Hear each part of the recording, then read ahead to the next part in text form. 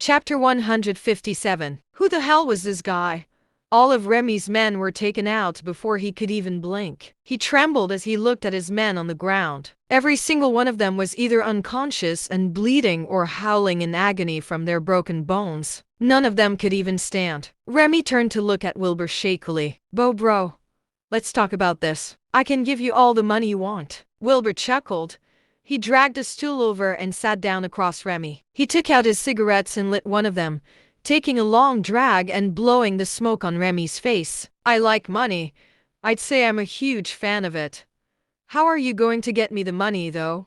Wilbur frowned. Remy said at once, just tell me how much you want, and the money's yours. Oh, or we can work together, and you can take however big of a cut you like. We'd be honored to be under your protection.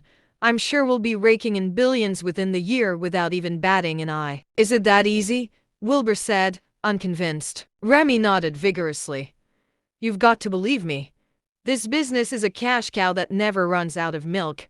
I swear. You motherfucker. All of a sudden, Wilbur kicked Remy hard in the chest. Blood sprayed out of Remy's mouth as he was sent flying, colliding against the hard cement wall before sliding to the ground. His chest had practically caved in, and he was on his last breath. I said I liked money, but I'd be having nightmares making money like this, Wilbur said coldly. Remy's face was covered in blood, and his chest heaved up and down, unable to even utter a single word. Wilbur sneered.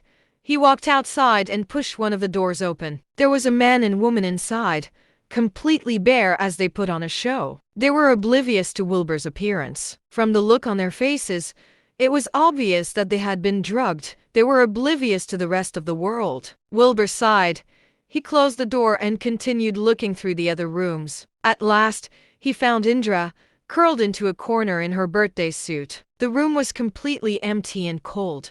Indra's face was wrought with terror and fatigue, trembling as she curled into a ball. She screamed when Wilbur opened the door, burying her face further into the corner. Don't worry.